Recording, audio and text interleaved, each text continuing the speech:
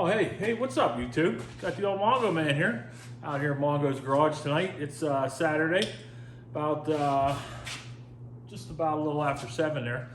So I wanted to do video 2 of the video series, So You Think You Want to Be a Mechanic. And what I want to talk about this time through, last time we spoke real quick about what I thought it would take for a young man or a young woman to become a mechanic in today's very technologically challenged world, right? But today we're going to talk about just what kind of hand tools is it going to take for you to become a mechanic. And what brings this video on, we took a little trip today out to Amish country in Ohio, and I always look for the oddities, the little boxes, the things, the knickknacks, you know, things like that. And well, today we found a little box. That box, which is right here actually,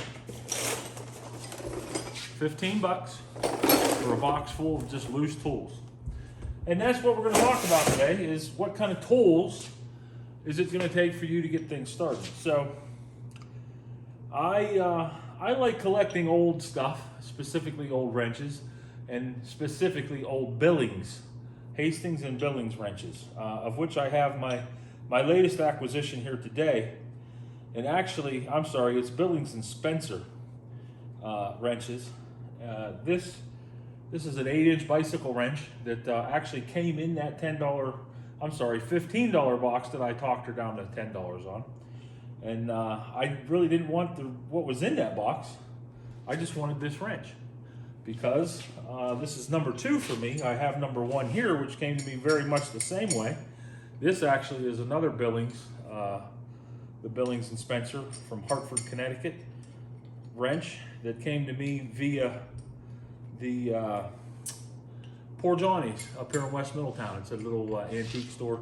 I was rummaging through one of the little hand boxes that they had, and this was in there, and I made her an offer on it. I think I paid $5 for this one, and I paid $10 for an entire box that included this wrench. So they're very similar to each other.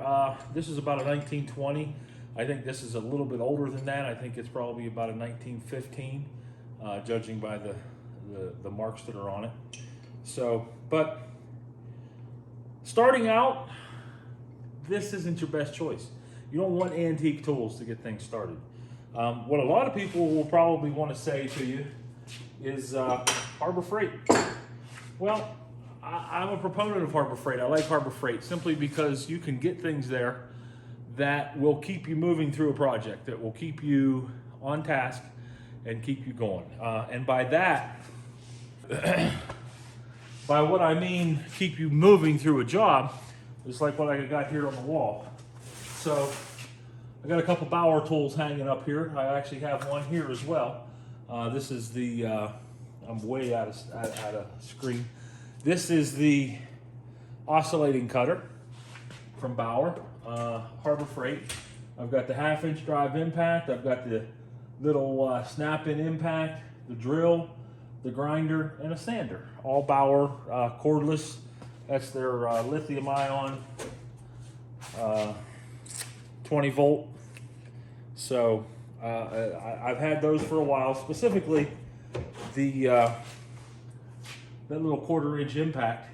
I've had it, nut driver or whatever you want to call it. I've had it for quite some time, and it's actually it's done everything I've wanted it to do. Is it a high-quality tool?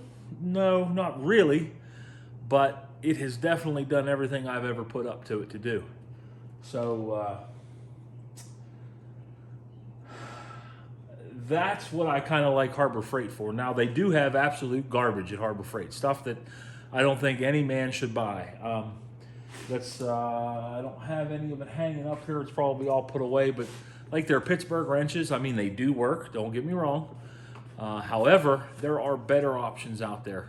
If that's your only chance to get things started, they're very cost effective. But again, the tool, as far as what you're getting, is not very high quality. Now, Harbor Freight recently, of course, has released all kinds of stuff. They go all the way to Icon, and they're saying that the Icon line of tools is something that is comparable to a tool truck quality tool. No, I'm sorry, but it's not. It's nice, and it brings maybe some value in certain portions of their tools, but I can tell you, especially whenever it comes to things like this. This is an Icon set of star wrenches that I bought. Everybody's star wrenches are junk. Snap-on, Icon, Cornwell, Mac, they're all going to break. There isn't a good one on the market that I have found personally. Now you may be hollering at your TV or your computer or your phone right now saying, Mongo, you ain't got any idea what you're talking about. I've been in the business for a while. I've broken my fair share of tools, and I have broken everybody's Torx drivers. I'm sorry, it's just how it is. So you guys have seen me working here in the garage. You see the kind of tools that I have. I've not been in the industry physically making a living with my tools for, I'm going to say it's about probably 10 years now. It's been since I've actually made a living with my tools. So some of my stuff is outdated. I definitely don't have the latest and greatest in meters, in electrical troubleshooting material or tools. But what I do have is a good quality set of hand tools. And if you look behind me on the wall, you'll see essentially Craftsman. This actually is my overrun wall. So this wall gives you everything in a Craftsman wrench, essentially from 5/16 all the way through 2 inches what's hanging down there on the end. Why do you need a 2-inch wrench? There's only a couple reasons you need a 2-inch wrench. Let's face it, it's a big wrench and it's a cool wrench. But this guy, even with arms like mine, or the biggest bodybuilder in the world, if you get a 2-inch bolt that is torqued to specification, you're not gonna loosen it with this wrench.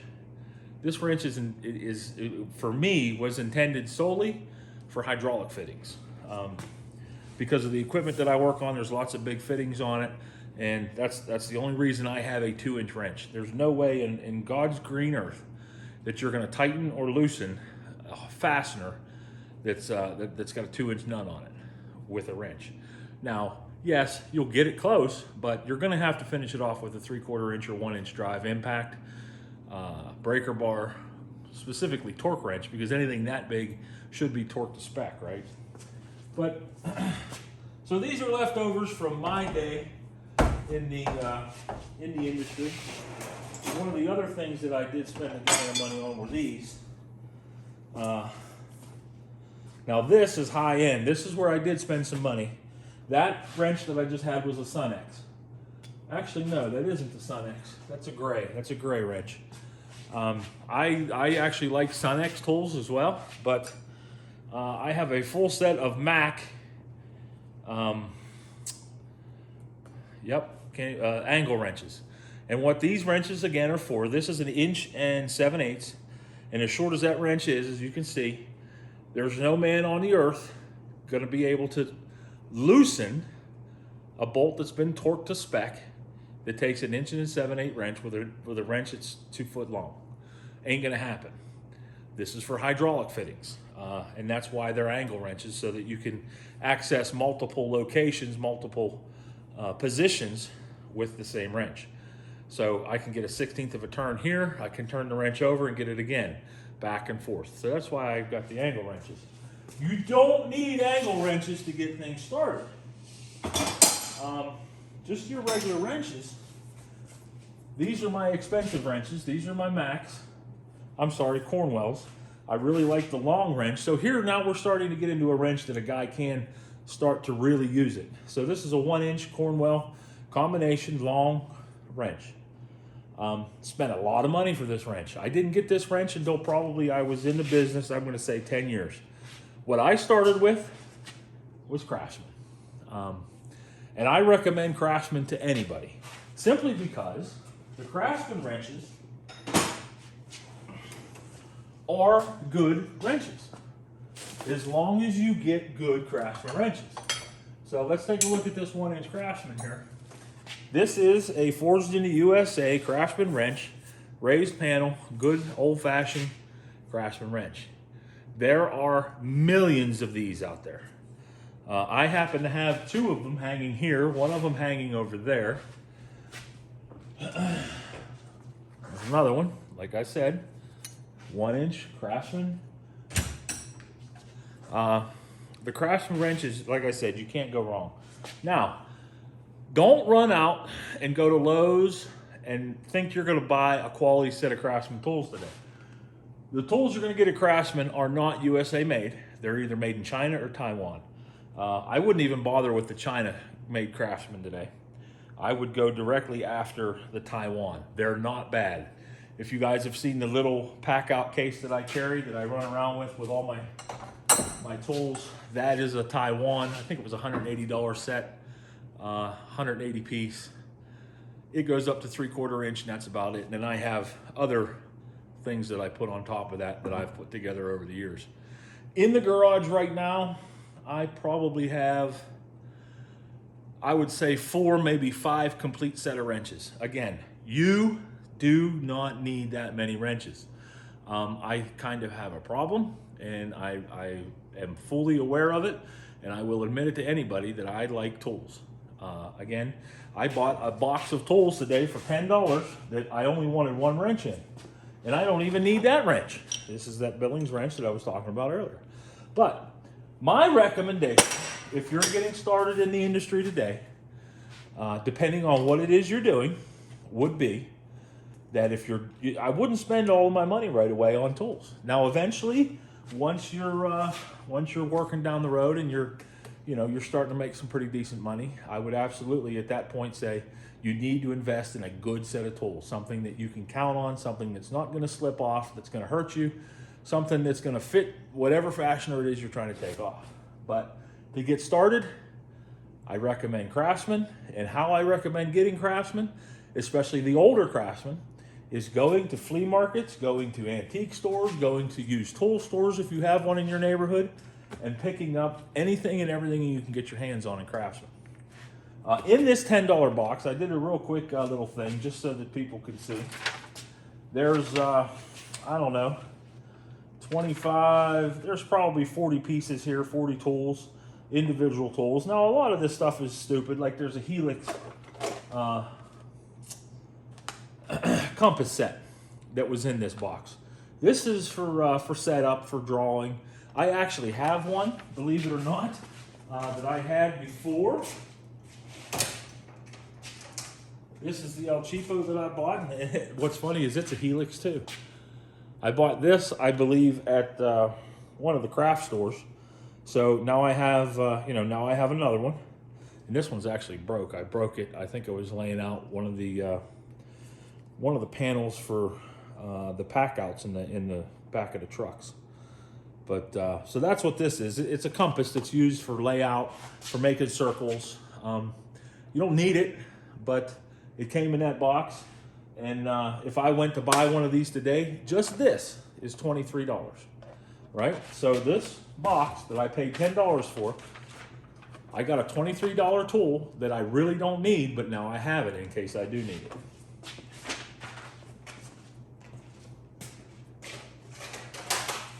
And I do use those. I use those compasses for a lot of things, for layout, things of that nature, so that I can get things right. The other thing that came in here was a rigid pipe wrench. This is a 10-inch mark. Oh, I don't know, rigid trademark. Okay, rigid tools made in the USA, Elira, Ohio. Pretty decent. It's got a replaceable jaw in it. It's not, I mean, it's not the prettiest thing in the world. It's a black torque wrench. Actually, it was blue at one time. But, pipe wrench, not a torque wrench. And I love pipe wrenches because what I used to do, we did a lot of pipe work as far as fittings and things for air systems. And you can see this is my pipe wrench collection. So this will go right in there with that. Now, again, I have a problem. I have too many tools. But we're about to put together a toolkit for KJ because he got his first job in the industry and he needs some tools. So we're going to go through my stuff and we're going to put together some stuff for him. one of the other things that you can't have too many of is quality hammers, okay? This is a Vaughan, V-A-U-G-H-N, made in the United States of America. It's a 12-ounce ball peen. I searched this online, brand new, if I were to buy this today, is $17.83 plus shipping to the house. I paid $10 for this box. I got a $24 compass set and an $18 hammer already. So you can see where I'm going with this, right? In that box, I also got, now, this is something that, you know, not every mechanic in the world is gonna need, but it's a 3.5-inch brick set. And what this is used for, of course, is to put a line in a brick so that you can cut that brick in half. We were at Lehman's today out there in Sugar Creek, or actually in Kidron, Ohio. This brick set, brand new, I believe was $24 on the, $24 on the shelf in Lehman's. This one is like brand new. Maybe it could use sharpened, so what? You run it on the what you call it, and it has been used. But this will go in my drawer, and I'll show you. So over here in the toolbox, I have a pretty wild arrangement of chisels and punches and things, and this will go right in there with that. Now what I got in here, Snap-on. What these are, and as you can see, there's a bunch of them missing, but I'll pick one up here. These are roll pin punches. You can see there on the very end, it's got a little divot in it to where it'll stay in the roll pin and you can drive roll pins out. If there's anybody out there that has ever done any work with pallet jacks, specifically Heister pallet jacks, these roll pin punches are worth their weight in gold. I'm going to say that once again. These roll pin punches are worth their weight in gold. And why I say that is because there are roll pins all over those Heister pallet jacks that you simply cannot get out unless you have a quality roll pin punch.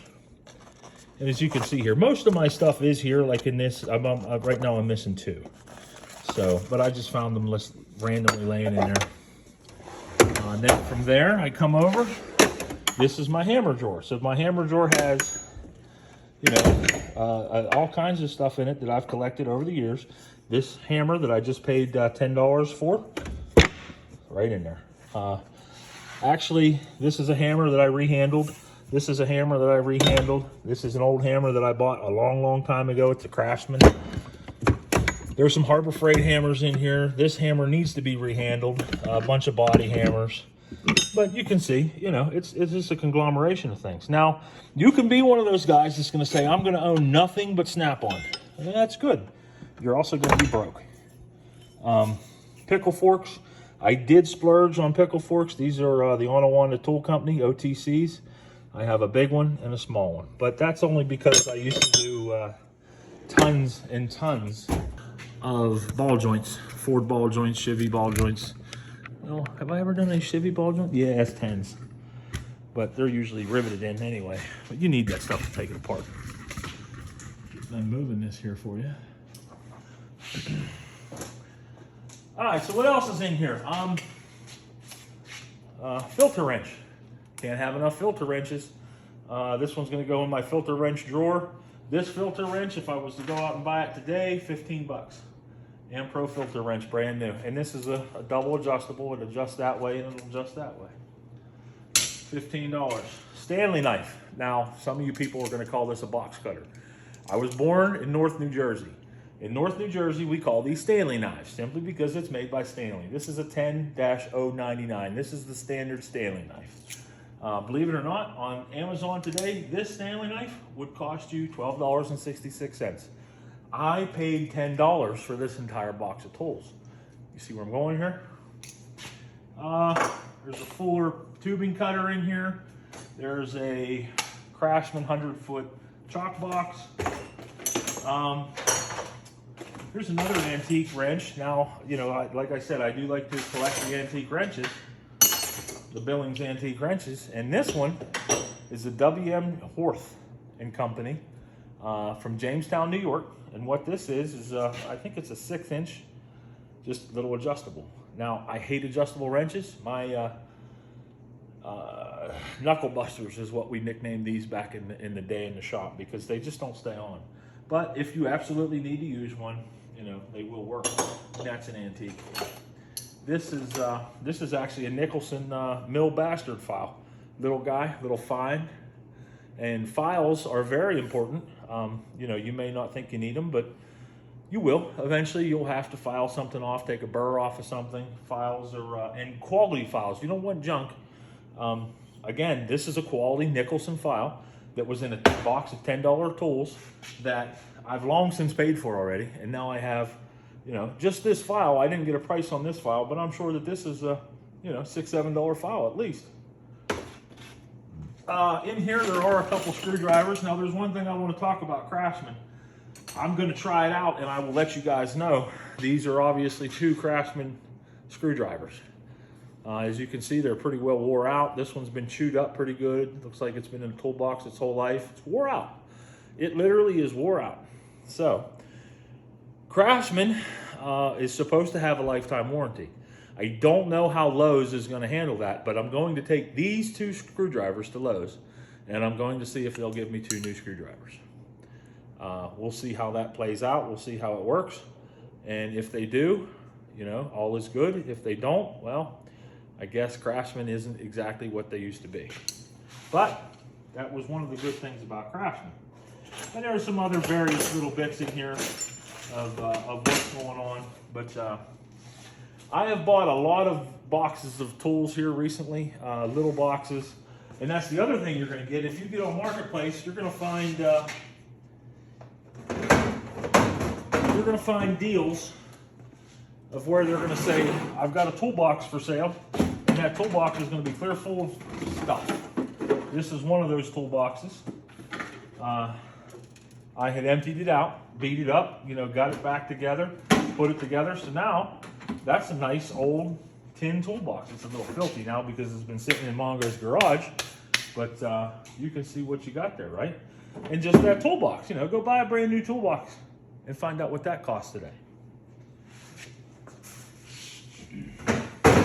So where do you get these? Where do you get these used tool deals? How do you stumble across them? Well, everybody has. If you're watching this right now, chances are you're watching it on a phone or a computer, and I'm willing to bet you have a Facebook account. Marketplace on Facebook is a great place to start finding these things. I used to say Craigslist, but Craigslist, since they've started to charge for ads, is not one of my favorite places to go. I do like Marketplace. Now, on Marketplace, I don't screw around. If I'm interested in something, I'll talk to the guy, and I'm going to go. You know, if I tell the guy I'm going to go, I'm going to go. You got to be a man of your word. That way, you know, you don't get a bad rep. You show up, and these people remember this, you know, and Lord only knows if you're going to ever run into any of these people again in your life. If you do, you know, it's only that much better because now they know what to expect from you. So, Craigslist, Marketplace, antique shops, tool stores. Today, like I said, we just happened across this one. It was actually in one of the booths. It wasn't even in an antique booth. It was in a more of a general merchandise booth. It was on an end aisle, and it was just this box, and it said just like you saw, you know, box of tools, $15. And I started to root around inside of it, and I saw some things that I liked. This specific wrench right here. This is a Gadori 7/8 combination wrench. Now, do I need another 7/8 combination wrench? I've got 3 of them hanging there, 1 over there. I bet you I'll go over here. There's one that costs probably $60, $70, Cornwell, long, 7/8 combination wrench. Now, what's the difference? You see why that one's a lot longer. Not only is it a lot longer, but so you can see the difference here. It's put together the same way there with the angle in it, but the angle of the ends is exactly opposite. So now you can understand why maybe different tools, you know, and having a lot of a certain tool is not a bad idea.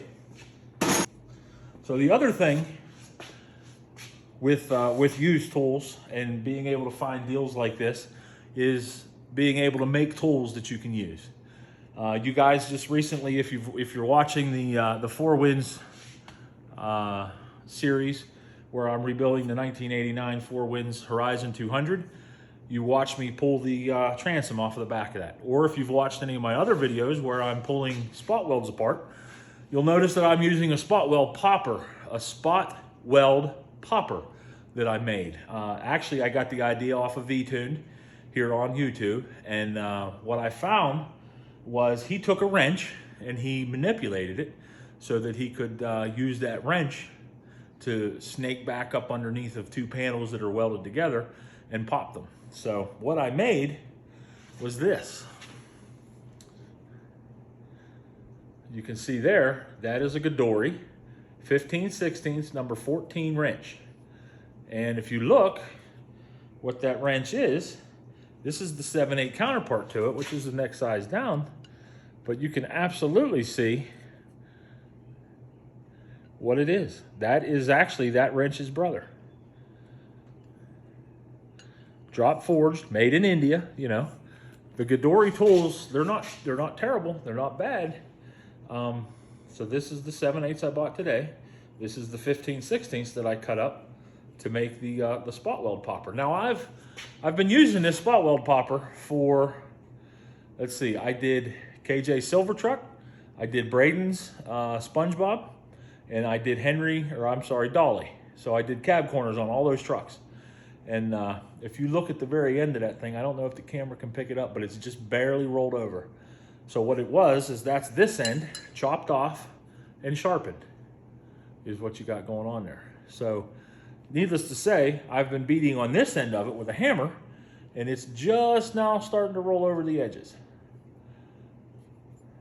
That's a great tool that I never would have thought of or seen on my own. I figured it out from watching YouTube, but I had the tool to make it. I had a used tool and they cut it up, and there we go. Now I have another one. Again, this wrench, if I were to go buy the Godori wrench today off of Amazon, actually I don't think Godori is available on Amazon, but this wrench is 23 bucks. I think that was from Walmart. You can buy the Godoris from Walmart still. So yeah, that's the Godori number 14, and they are both number 14s. It says right on it, number 14. So just food for thought there, guys, on what you can do. Yeah, I've got a whole drawer over there full of things that I have manipulated or changed or cut, you know, maybe ground down on something. I have a whole drawer of screwdrivers that, you know, you can manipulate and change and do things to, drill them, do this, do that, and here's some more of those that were in this box that I'll be able to, you know, this is a Stanley screwdriver. That's not a bad screwdriver at all. Little straight jobber. This is a Great Neck. Great Neck's not a bad tool name. Little Phillips Great Neck. This is actually a Chinese jobber. You know, it's actually a through shank with a hammer cap on it. So that's something that you might be able to beat on and actually work something out. And this is just an old wooden handle, an antique. I probably wouldn't use this for much, but you know, if you don't have a straight screwdriver and you need one, guess what? This will do the job. So, you know, eventually, and now I'm not talking, you know, you guys that have been in the industry for, you know, for 5-10 years. I'm talking somebody who is in high school that is struggling to put gas in their truck or in their car, that's not making a ton of money, that's out there and they want to make a living, or they want to get into the hobby of wrenching, they want to start doing this kind of thing. Talk to your friends, talk to aunts, uncles. Somebody out there has a complete set of tools that's laying in a garage that they're not using anymore that you might be able to pick up cheap. Or get your butt out there on Marketplace, on Craigslist. See what's out there to be had. There are tool deals out there. Now, right now, I've got more tools, like I said, than probably 3 or 4 people need. But when I need something, or when somebody needs something, I 9 times out of 10 will have it. And then tool storage is something that I'm always struggled with. I just started doing this on the boards hanging your stuff up so you can see it. It's nice for wrenches and stuff. I'm still struggling with the sockets. I did this for the sockets if you look over here at the newer tool board. So I have all those magnetic socket holders, and they seem to be working, but what the problem is you got to put your tools away. I guess no tool storage system is as good as it should be unless you put your tools back where they belong. So, you know, you just have to have that extra 15, 20 minutes at the end of the job to clean everything up and put it all back away. So you can see what I've done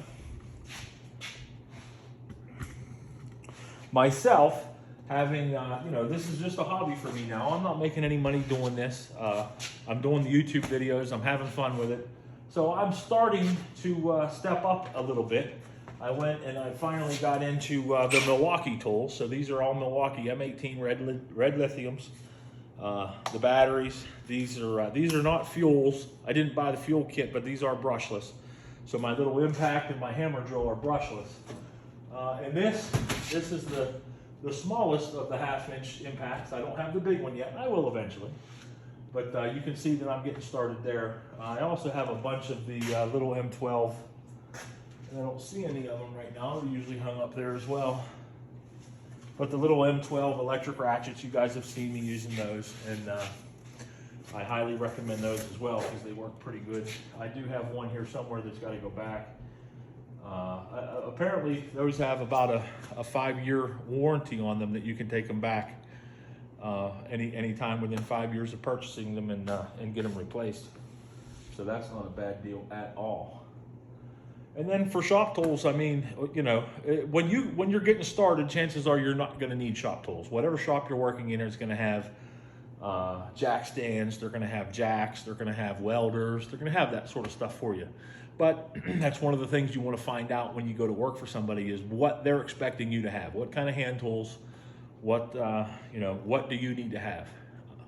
Again, like for my son, for Kenny, who's getting just started in the industry, I don't recommend he go out there and spend a bunch of money on Snap-on. It would be nice to just, you know, right out the gate buy all brand new Snap-on, but you know, who's to say he's going to be a mechanic?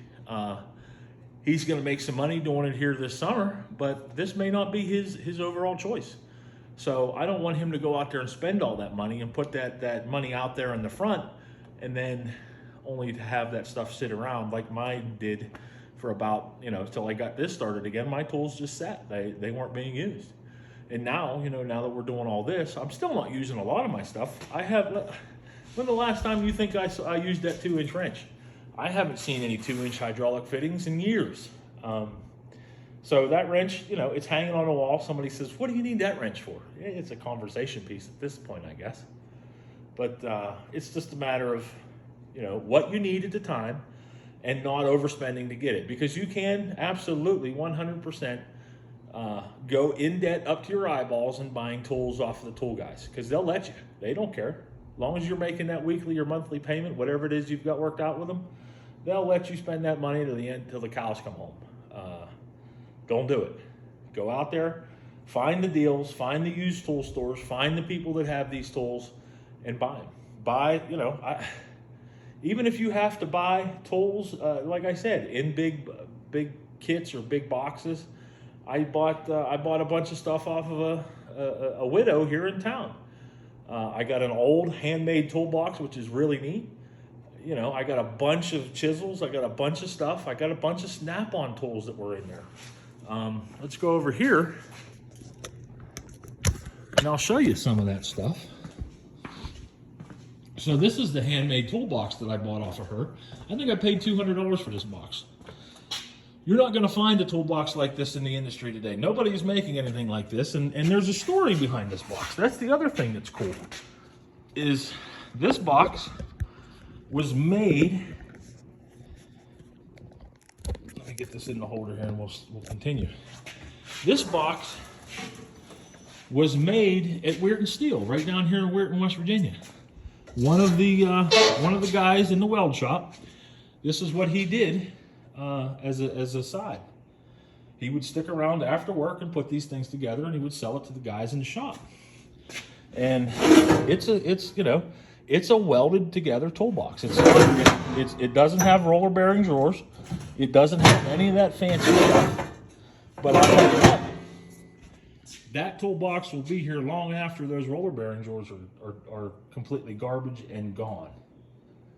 Right? So this is one of the things that you just got to keep your eyes open for.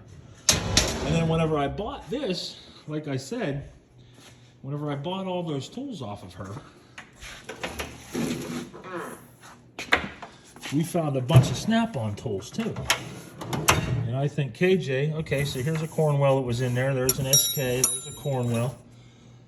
I believe this is a Cornwell, yeah. Snap-on, snap-on, snap-on, snap-on. So all of these tools I found in toolkits that I bought for, you know, various amounts of money. And then, I don't know where the snap-ons are all at. But there's a bunch of snap-on impact sockets somewhere. But as like I said, as you can see, this tool part, I built this. That was one of my first fab jobs. Once I got enough money to start buying some stuff, I bought all the 1-inch tubing from Pete Surplus, which is a local surplus store, and I welded it all together, and I've used it ever since. I've had that thing since I was about 16, I think, is when I put that together. And we've used it, you know, both in Pap's garage and this garage. You guys have seen it roll around in here. Right now I have it set up to carry the torches, the welding gas, and the welder. And then the Craftsman toolbox underneath of that is essentially the welding toolbox. I bought my big welder. You guys, if you didn't see that, I bought that off a marketplace. I paid $250 for it. That all day long is a $1,500 welder. But I didn't pay I didn't pay that kind of money for it. And it burns. Oh, it burns rod beautifully. You know, and you can't be afraid to build stuff.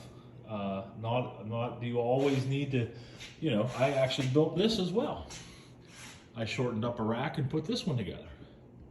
I think I paid for this rack, I paid the guy, I think it was $75 for everything you see here, including the wood.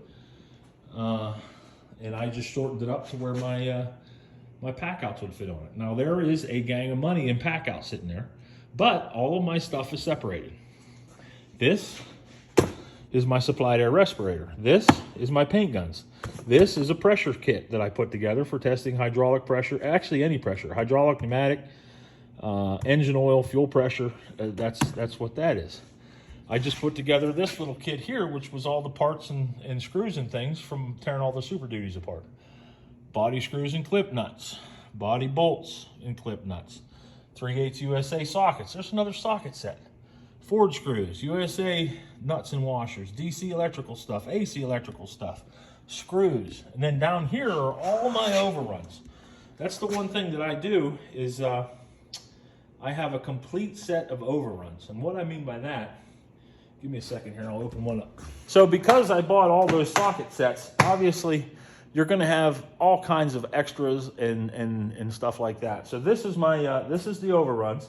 This is USA 3/8 sockets. So by that I mean, these sockets were made in the United States of America. They're all 3/8 drive. And as you can see here, there's quite an assortment of sockets. Now, do I need all these? Absolutely not. Is it nice to have them? Well, whenever you lose a 9/16 socket and you have a set with one missing, you come over here and you say, oh, well, look at this. This is an S&K 3/4 length, 9/16 3/8 drive 6-point socket. You know, and this is what we're going to put KJ's kit together out of. I know I can absolutely put together a complete kit of sockets for him out of this set. Probably 2 or 3 sets, shallow and long. And what I can't, we'll figure it out, that's all. So, but I have this, I have wrenches, leftover wrenches, I have the 3/8, the 1/2 inch, I don't have any impacts. That's the wrenches, SAE wrenches, 1/4 inch drives, metric wrenches, 3/8 drive metric, 1/2 inch drive metric, off-brand USA, So yeah, I've got a bunch of leftover tools here, you know, stuff that I wasn't using. That having it sorted out here in the pack outs like this is absolutely key. That way you're not constantly looking for it. When you need it, you know where it's at and you go right and get it. That's the other thing. You got to have decent tool storage. And again, like I said, tool storage is only as good as how you maintain it. If at the end of the day you just throw your tools in a drawer, you got to take the time to put those tools away. So the next time you need them, you know right where they're at and you're not getting frustrated by looking for something for 15 minutes that should have been right where it was. That's one of the things that I will preach and preach and preach about is, you know, just making sure your work area is clean and that you know where the stuff is that you can get. Now you've seen my garage; it gets dirty at times, but then like earlier this week, I pulled a reset, pulled the boat out, took 2 or 3 hours and put everything away, cleaned everything up, brought it back in, you know, and then we got started again. So I think I've rambled long enough on what I think it's going to take for a new guy to get things started today as far as tools. My recommendation 100% is use tools. Wherever you get them, wherever you can find them. I gave you a couple ideas like Marketplace, Craigslist, friends, family, guys that have retired, you know. That's one of the things that I've noticed is, you know, those old guys that aren't going to use this stuff anymore. You tell them that you're going to get in the industry, boy, they'd be probably tripping over themselves to help you out. So don't take advantage of them, you know. That stuff has worth to them. They spent a gang of money on it, and you're going to spend a gang of money on it too. It's just, you know, treat them right, do what you can, and get things started. But don't go and blow a bunch of money right off the start on tools. Do your very best to get quality stuff, but you don't need Snap-on, you don't need Cornwell, you don't need Mac, Craftsman, even Icon. But you got to be careful, like I said, with the Icons. They're not all they're cracked up to be. But don't waste it. Don't waste your money on Pittsburgh. Don't waste your money on those little Taiwanese sets. You know, that kind of stuff. That's good for a homeowner, but for you guys and girls that want to do this for a living, that's not going to work. It's just not going to last, and it's going to get you hurt. It's going to get you busted knuckles. It's going to get you, you know, tore up. So, all right. Well, like I said, I think I've gone on enough here. I think you guys have a pretty good idea of what I'm talking about, and I hope it helps. I hope that you take what I have to say to heart and do what you can with it. All right, that's it for tonight. Mongo is out. See y'all later.